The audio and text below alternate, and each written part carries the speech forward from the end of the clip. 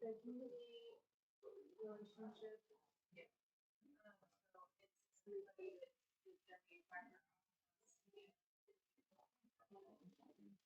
I may not make it back. I have to be down the south side by 11:30, and I just don't know that I will make that.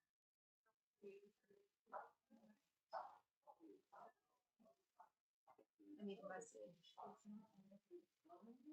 No, unfortunate.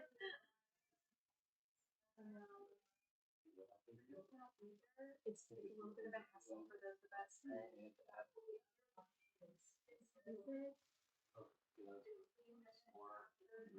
so much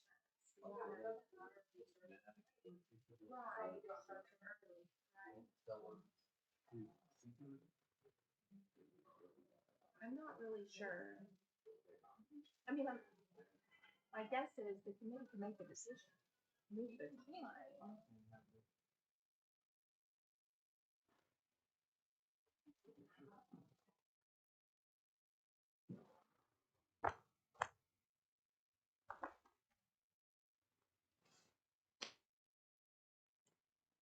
Well, good morning. I would certainly like to take this moment and call this meeting to order. I would like to ask our staff for roll call, or we just want to go roll call? Okay. Aaron Ingolke here. Derek Scobie here. Chris Steele here. We will now stand.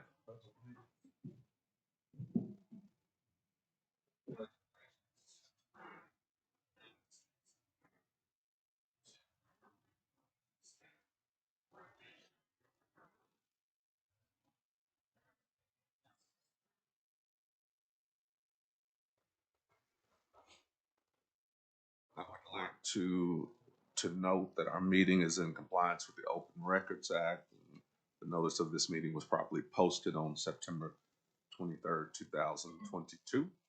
We will now move to public comment.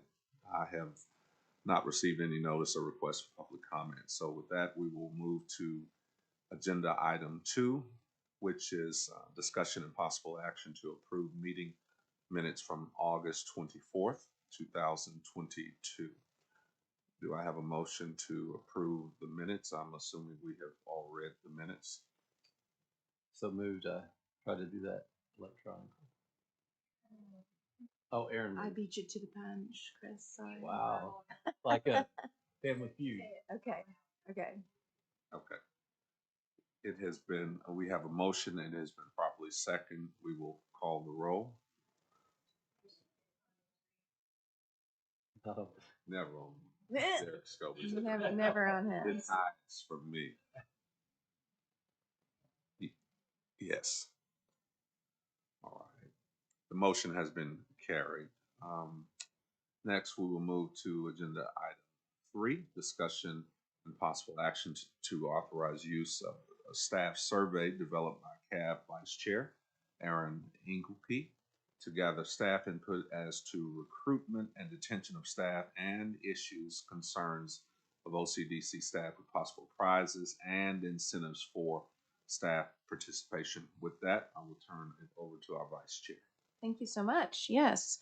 And this is a continuation of conversations that we've been having the last couple of meetings at this subcommittee about the importance of seeking input and feedback from those who work at the Oklahoma County Detention Center to, quite frankly, crowdsource and, assess what can we do to help be better engaged in understanding what's happening in the day-to-day, and how can we support the recruitment and retention of high quality staff. And so those on the subcommittee have received an email from me with the draft of that staff survey. The questions were developed primarily after conversations with staff who are at the helm of recruitment and retention at the detention center. I crafted those questions and then in addition, solicited input from members of the Arnold Family Foundation as well for just some external input. With that in mind, I want to just pause there before we talk about the prizes and incentives and just get some initial feedback from the both of you in terms of how you just feedback about the survey, the questions. Are we on the right path? Any additions that you would recommend adding to that survey? One of the things that was important to me and in conversation with staff at the detention center was to keep that survey relatively short, recognizing that staff have limited amounts of time and we want to gather as much quality data as possible. And so the questions are limited. I think we have maybe eight or nine questions in total. Some with the ability for them to select an answer and some that have open-ended opportunities for them to provide their feedback. So I'll just open it up now and get some responses and feedback from the both of you. So, if I may, Mr. Chair, Aaron, I love it. I love it so much. You did such a great job in putting this together and including staff input. And I just think that this is an incredible tool that will provide so much information, validation, and awareness. I wonder, the questions look great to me, but I wonder if we may, I don't want to belabor or waste anyone's time, but I do know that there are folk who are watching this online, and just to make this as transparent as we could, I wonder if we could just read the questions out loud, and that way other people would be aware, because they're solid, super solid. You've done great work. I am happy to do that. Let me pull up the link with those questions because I, quite frankly, have not committed all 8 or 9 questions to memories. Okay.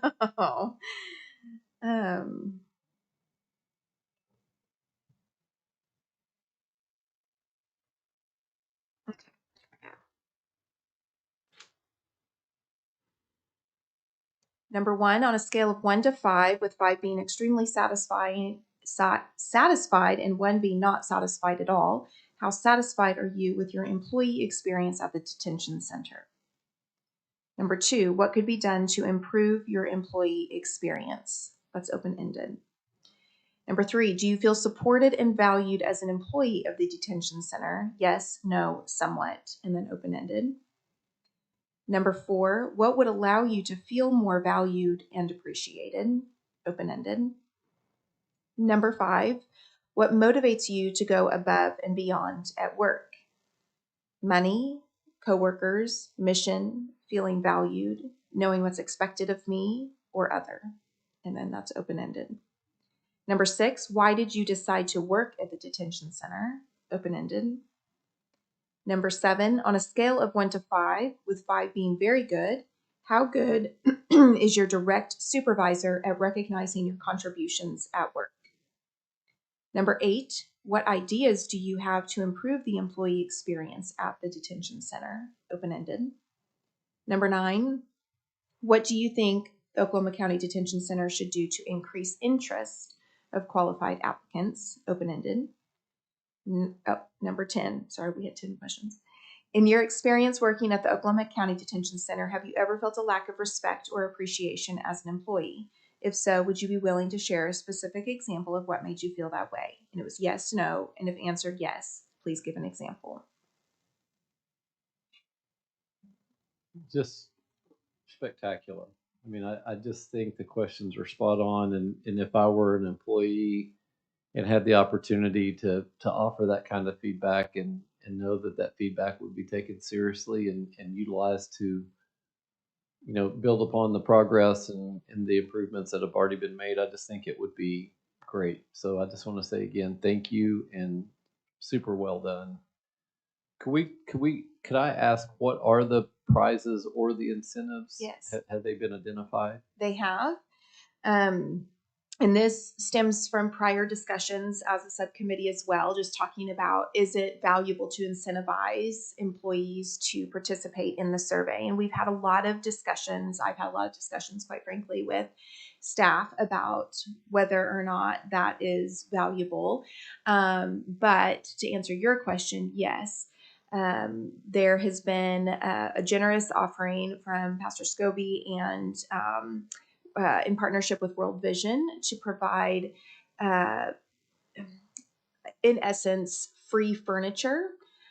So either dining room furniture or living room furniture to up to 3 employees who opt to be entered into a drawing. So one of the things that is currently reflected on the survey is that the survey is confidential.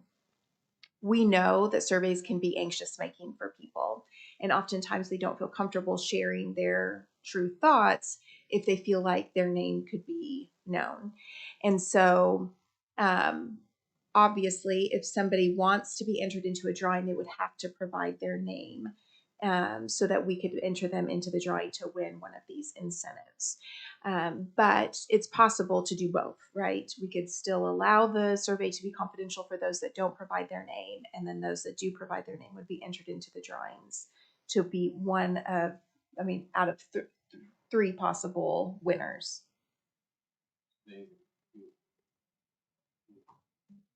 Thank you again, and Pastor Scobie, thank you for your generosity and that of your church.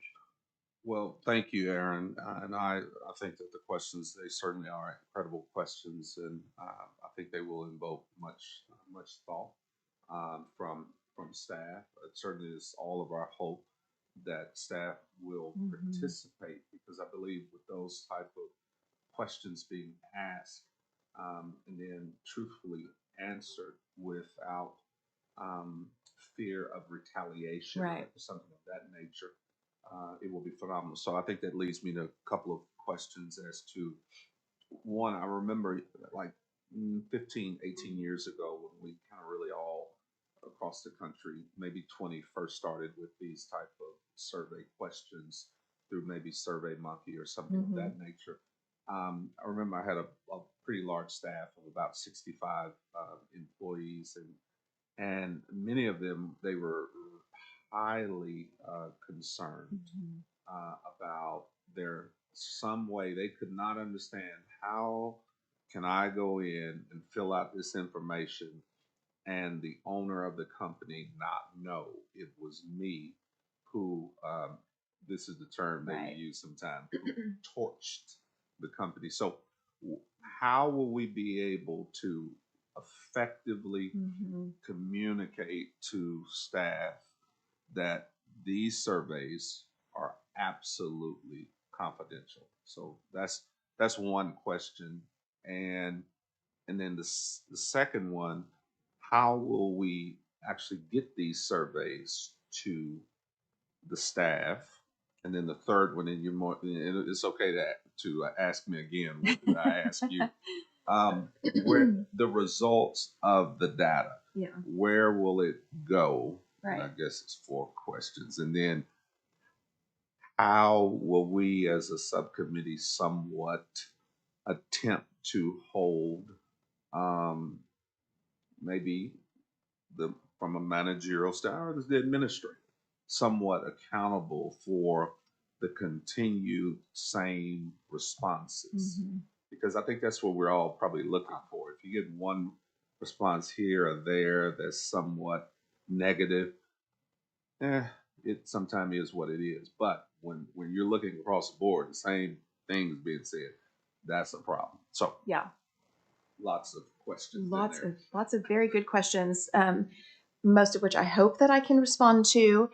I will say that the responsibility of disseminating the survey and gathering the responses, it will be entirely on the shoulders of a certain staff member at the detention center. So in part because they hold the information, they know who this needs to go to. So in conversations with the staff person that is primarily responsible for communication with staff from this vantage point, she indicated that it would be sent out through email, and that they have done surveys in the past for other reasons, kind of like let us know what date works best for the holiday party, kind of a thing. And so she said they've had a lot of success with people responding via email, utilizing the survey link. All of those responses will then obviously be kind of gathered by the staff person at the detention center. It would be, ideally my intent, and I would assume all of our intents, that we get a report of all of the data that is pulled from that survey. I'm trying to recall some of the other questions you asked. Well, I think, and then the confidential. Yes. Okay. So that was one of the things that I had quite a bit of conversation with the staff person about, because she and others just understand that trust is difficult within the staff holistically, and that they want to be assured that if they want to be held confidential, that their names not be revealed, or somehow that they're not found out. Not everybody has access to the same computer. So for a number of staff, they'll be taking this on the same computer. And I'm no IT person, but I do know that that is potentially one of the ways that people can be, I guess you could say, tracked in terms of taking the survey. It can be tracked back to an IP address. But if multiple people are taking the same survey from a similar computer on the same computers, it's going to be much more challenging for that to be tracked back to someone. So if you have seen the survey, it's written in big red bold letters up at the very top. This survey is 100% confidential. And I think that's where we kind of might hit a little bit of a sticky spot with the incentives, because if we're saying it's 100% confidential, but then you need to provide your name in order to be entered into the drawing, does that minimize the genuine nature of the responses for those that opt to be entered into the drawing? And that's a good question. But I think if we're able to communicate that there is nothing wrong with taking this survey, the concern that you may have as a staff member is that if your answers to these questions are not so favorable, or looked at as very favorable by the detention center administrator or any others, that you still don't have to worry about it ever coming back to you, because they're not able to track it, because it's coming to an independent advisory board. Right. I mean, somewhat. So, and I guess I'm sharing this also for those who might watch later. Sure. And for them to know that there's no problem whatsoever. Aaron, are we going to do this quarterly?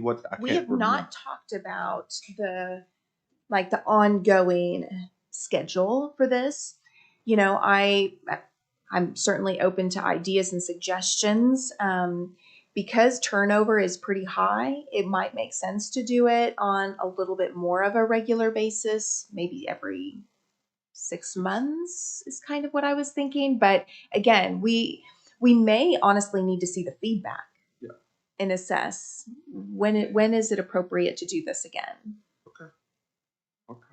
Well, I think that's all I have.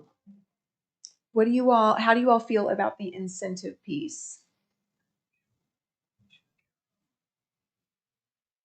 I like it. I like it. I think that anything and every. I think that people are encouraged to move in the direction, or I think people move in the direction that they're encouraged to move in to, and I think rewarding, recognizing, placing value on this kind of participation to say, hey, help us create the kind of atmosphere, the kind of environment, the kind of working conditions, the culture that would really, help people want to work here, and spur longevity is absolutely the right thing to do. I think it's great. Do you have any concern, Chris, about people being genuine in their responses if they're being incentivized? I don't, and you know, I think that for where I'm at, it's a fair question. Mhm. I think that we sort of trust but verify, and we go into this believing the best and trusting that people are going to come at this from.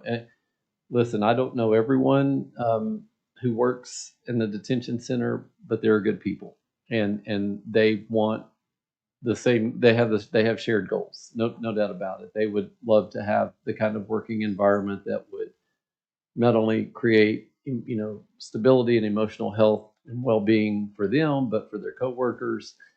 And as we evaluate and monitor if there's outliers or if there's things that would indicate that somebody may not be taking this seriously, or maybe doing something that's counterproductive, then I think that we would potentially cross that bridge when we get there. Mhm.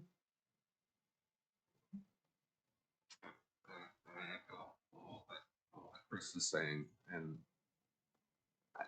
being that regardless of what your answer is to the survey questions, you're still entered into the drawing. So whether they're good, and all answers would be, if they're truthful, Right. all answers are good answers. They are. They may not be what anybody would like to see, but we want the truth. Yeah, absolutely. Totally So agree. yeah, so long as it's truthful, then it's a good answer. Right, right. Okay. Okay. Anything more? I don't To share? think so. I will move forward with the staff of the detention center in terms of moving forward with disseminating that survey. As I had indicated in a earlier conversation, we intend to give staff 2 weeks to allow for rotation of just like staff schedules and shifts. So I'll be excited next month to be able to share the results from this work. So with the statement you just made, if Lynn was sitting here, she would raise her finger and she would say, "We need to make a motion before Right. we." So with that, do I have a motion to approve the gathering of staff input relating to recruitment and retention of staff and issues, concerns of OCDC staff with prizes and incentives for staff? So moved. I second. Okay, we have a motion and it has been properly seconded. We will call the roll.